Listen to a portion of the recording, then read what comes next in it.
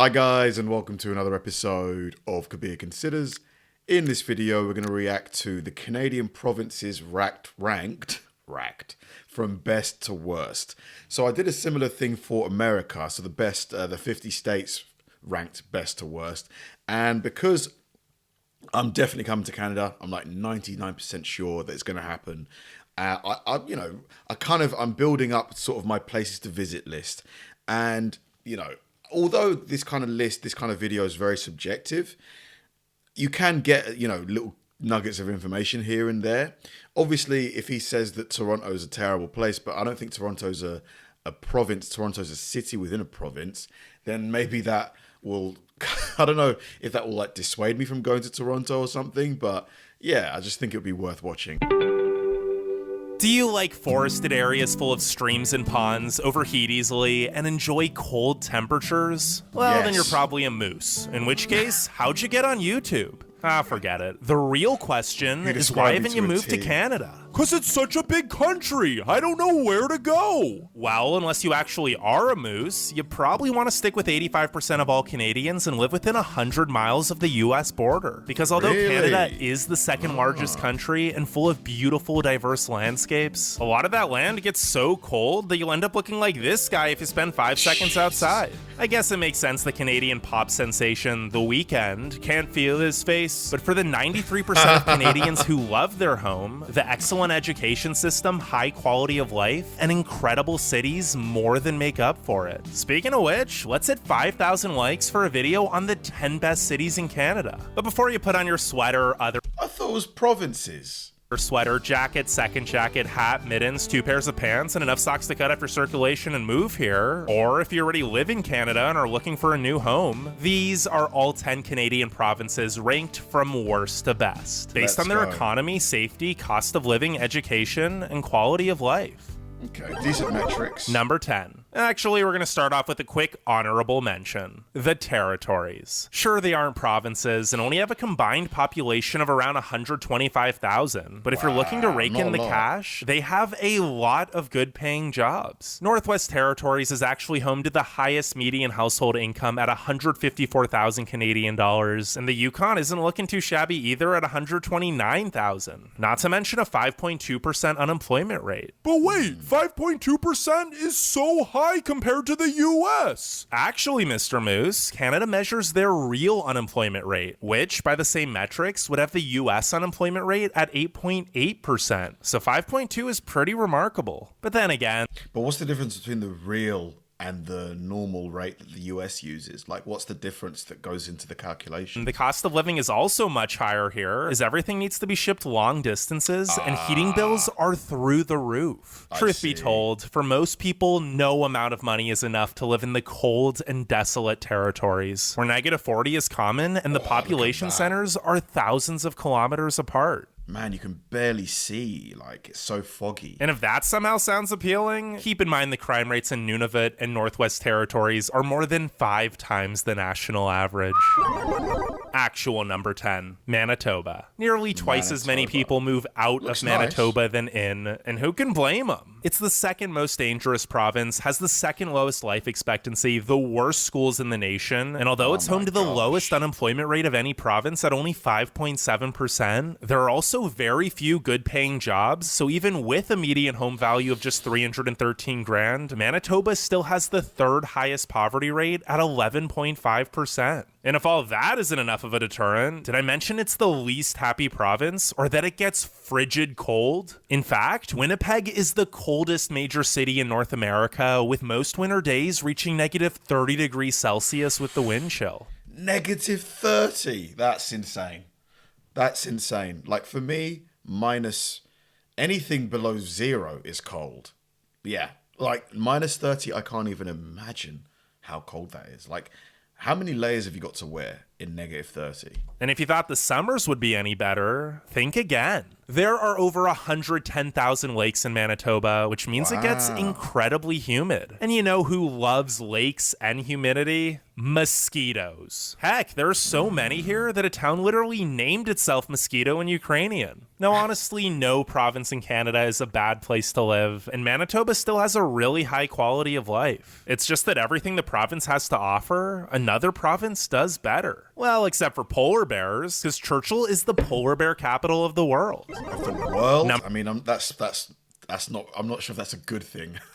Seeing as polar bears are so big, quick, and ferocious. Number 9, Newfoundland and Labrador. The small town lifestyle of Newfoundland and Labrador is ranked as the 4th most satisfying in Canada, despite also being home to very little sunshine and terrible weather. No, like literally, St. John's is routinely ranked as having the worst weather of any Canadian city. But speaking of St. John's, it's likely the most picturesque, charming, and unique city in the country. And it's a good thing the buildings are so bright and colorful, because they'll lift your spirits on even the stormiest day. And if they don't lift your spirits, then George Street definitely will, because it has the highest concentration of bars and pubs of any street in North America. And if that still doesn't lift your spirits, then the people definitely will. So if you live there, there's a high chance you're going to be drunk half the time, or I would be. Although I'm doing dry January, no booze this month. Newfoundlanders might actually be the friendliest Canadians. And if that still doesn't lift your spirits, well, then you probably suffer from seasonal depression, in which case, don't move here. Because from the fog to rain to sheer isolation and 322 centimeters of annual snow, Newfoundland isn't for the faint of heart. But if you don't mind having a vitamin D deficiency and are just looking for a beautiful place to raise a family, Newfoundland and Labrador is the 4th safest province. The schools are great, and while the unemployment rate is the highest in the nation at 12.1%, the median home value is also the 4th lowest at just $315,000. Isn't it annoying how the places that have the best and highest amount of jobs, always have the highest cost of living in terms of rent and things like that, because so many people live there, the competition for accommodation is high. I wish that there was a balance, a place that has loads of great paying jobs, but the cost of living is just low. Does such a place even exist?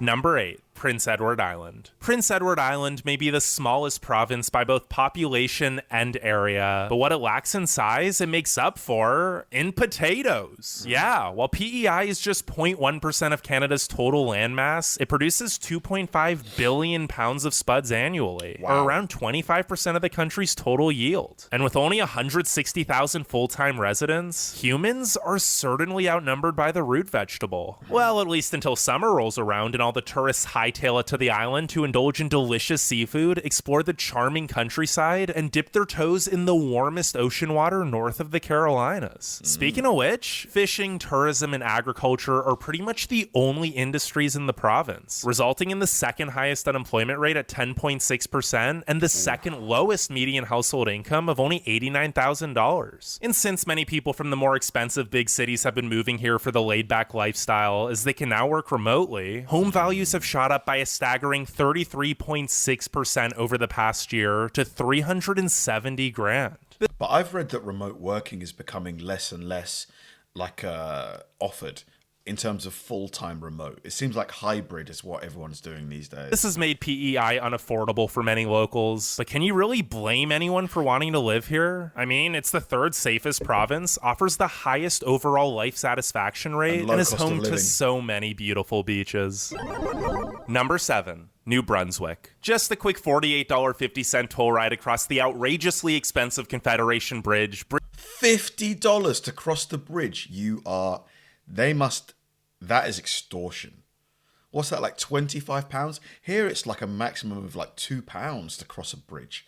That's insane. Brings us to our next province, which is often the most overlooked. No Funswick. I mean New Brunswick. But while many Canadians think of New Brunswick as the absolute worst, the statistics say otherwise. Sure, there are no vibrant big cities, and the economy is lacking, with the lowest minimum wage and median household income at just $86,500. But have you seen this coastline? Not to mention, the median home value is the lowest in Canada at only $252,000. So even with the low salaries and high taxes, the poverty rate is still still just 9.4%, which is the third lowest of any province. And despite its nickname, there are actually some really cool places in Newfoundland. The capital, In Newfoundland. You did it again. Fredericton has a great art scene and tons of greenery. St. John is incredibly picturesque with historic buildings and so much beautiful nearby nature, not to mention the up-and-coming uptown area. And Moncton's got the best jobs, restaurants, and nightlife of the three main cities, as well as the most francophones. Which reminds me, you should probably learn French if you plan on moving here, because it's the only official bilingual province. Wow. Number 6, Saskatchewan. But I mean, in that place, in New Brunswick, or Newfoundland, as you referred to it,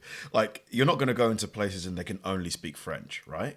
Like, surely they'll still be able to speak English to you. Like, if I was to go there, would I be, like, done for if I can't speak basic French? Sure, Saskatchewan gets really cold, with temperatures often dropping to negative 40 Celsius. But would you rather be warm or rich? Saskatchewanians apparently pick the latter because despite the frigid environment and boring landscape, they have the second highest life satisfaction rate of any province, and I'm guessing that has something to do with them also having the second highest median household income at $102,000, in addition to the second lowest median home value of just $288,000. Or maybe it's because even if it is cold for half the year, Saskatchewan is still the sunniest province. Speaking of which, those clear skies also make it one of the best places to see the northern lights. But while Regina and Saskatoon are both great small cities with growing economies and a ton to do, the rest of the province is really struggling.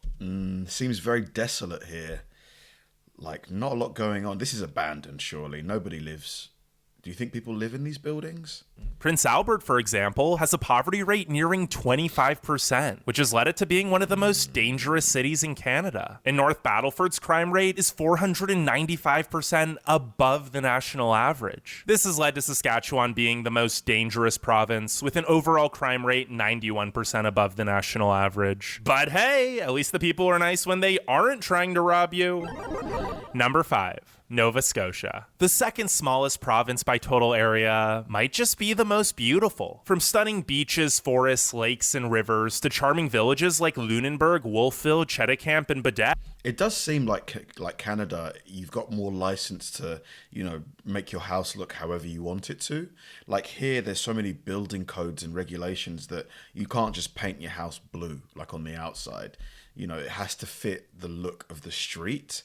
To the freaking Cabot Trail in Cape Breton Island, Nova Scotia does not waste any space. Basically, if you want to live a quiet life among beautiful scenery, look no further. And if you want to live a less quiet life among beautiful scenery, well, also look no further, because Halifax is one of the best cities in Canada with a diverse and booming economy. And since the market's still undersaturated in most industries, it's also a great place to start a business. Sure, wages still have some catching up to do, as Nova Scotia's median household income is just $90,000. But as the population continues to grow, so should the salaries, and the cost of living still isn't too expensive, with a median home value of just $351,000, which is more than worth it, especially when you consider there's literally no crime and the schools are among the best in the nation. Wow, and unlike no some crime. Canadian provinces, Newfoundland, Saskatchewan, and Manitoba. Okay, I gotta stop coughing. People are gonna think I have COVID. Nova Scotia actually has pretty mild weather. Well, by Canadian standards, at least.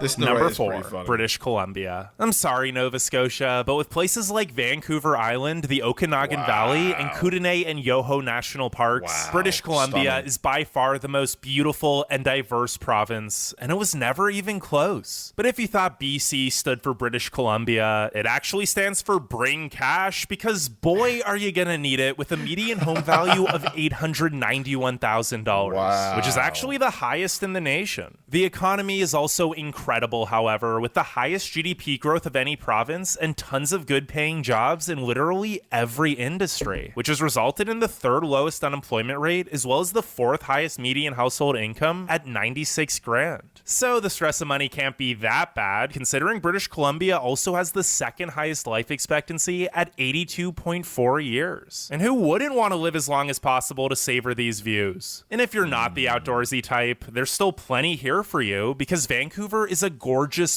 Wow, look at the skyline. That is really pretty. With the bridge going across here and the water This looks really nice. So is this where Toronto is? Like what are the big cities in British Columbia? Bustling multicultural city, and Victoria is one of the most charming places in the country. Views. And if you're not the outdoorsy type, there's still plenty here for you because Vancouver is a gorgeous, bustling multicultural city, and Victoria is one of the most charming places in the country. Not to mention, they're also home to the most mild climates in Canada. Number 3. Ontario. Whether you want to live in a big city, small city, beach town, or even the countryside, Ontario has it all. Of course, there's Toronto, which manages to be an incredibly safe and clean city despite its massiveness. Not to mention, it's the most multicultural city in the world. But there's also so much more to Canada's most populated province. From beautiful shorelines across 4 Great Lakes to the Niagara Falls region to Wilmette Canyon and Thousand Islands National Park, the second largest province by total area has no shortage of beautiful scenery, quaint towns, or places to live that #cottagecore life. And if you're only in it for the money, well, Ontario is the economic juggernaut of Canada, accounting for nearly 40% of the national GDP. Wow. So you shouldn't have much difficulty finding a good job, as the median household income of $100,300. That's a cool building. Look at this. Is this an apartment block or like an office block? Is the 3rd highest in the nation. And those jobs aren't just in Toronto. In fact, Ottawa actually has even higher salaries, is much cheaper, and while you might think it's boring because government, it's actually a pretty hip city and a wonderful place to raise a family. Speaking of which, if you've got kids, Ontario is the 2nd safest province and has the 2nd best schooling system. Honestly, if it wasn't so expensive with a median home value of $835,000. Oh man, whenever I hear that number, it's like $1 million Canadian almost. Okay, 800 grand, so that's about 450,000 pounds. I mean, it's a lot. It's a lot of money. Ontario probably would have been number 1. Number 2. Alberta. You've likely seen images of Alberta gracing covers of magazines and travel inspo social media alike. But besides the majestic mountains and lakes of Banff and Jasper, Alberta also offers an incredibly high quality of life. Mainly thanks to the oil that abounds in the region, which has helped the province achieve by far the highest median household income at over $113,000, as well as the 4th lowest unemployment rate at just 7%. Yet despite those high paychecks, the cost of living still isn't unreasonable, with a median home value of only $426,000. Yeah, that's less than half the cost of a house in British Columbia. Wow, so you can make a good amount of money and a property is going to cost you half of British Columbia. Compelling. Add in the fact that it's the most tax-friendly province, and it's no wonder the poverty rate is the lowest in the country at just 8.2%. It is a surprise how the public schools are also the best in Canada despite those low taxes, however. But either way, there just isn't much wrong with Alberta. What's the catch then? Like, why isn't everybody flooding to Alberta? The only things keeping it from number 1 are the crime rate that's 46% above the national average, and the province's heavy dependence on oil for the high incomes. Because sure, things are great now, but as oil prices are very cyclical, it's only a matter of time before the economy crashes. Now, before we get to number 1, make sure you leave a like and subscribe, and let me know what you think the best province in Canada is. But without further ado, number 1, Quebec. I guess it's true that bigger is better and that things do get better with time because Canada's largest and most historic province is also the best. Quebec is by far the safest province, has the 2nd most diversified economy, 2nd lowest unemployment rate, the highest average life expectancy, and 3rd highest life satisfaction rate. And while the median household income of $94,000 is only the 5th highest, the cost of living is also incredibly affordable with a median home cost of just $449,000 and very cheap rents in Montreal, resulting in the 2nd lowest poverty rate at just 8.7%. And speaking of Montreal, the culture, the food, the history, oh la la, is it beautiful. And there are also many other charming cities and towns, in addition to gorgeous forests, mountains, lakes, and beaches. The only thing that should stop you from moving here is if you don't speak French, in which case, learn French, because Quebec is the best province to live in for 2021. Super interesting. So it seems like Ontario is, based on if you're looking for a good job, reasonable cost of living, great schools, that's probably where you want to be. But it did seem that the jobs that are going to be well paying are oil-based jobs. So maybe the other industries aren't quite as good or well paying compared to perhaps maybe British Columbia or Quebec. But British Columbia looks stunning. Like the views, the the mountains, the lakes, it did look stunning. Vancouver looked cool as well. I'm really excited for my trip. Thanks for watching, guys, and I'll see you in the next one.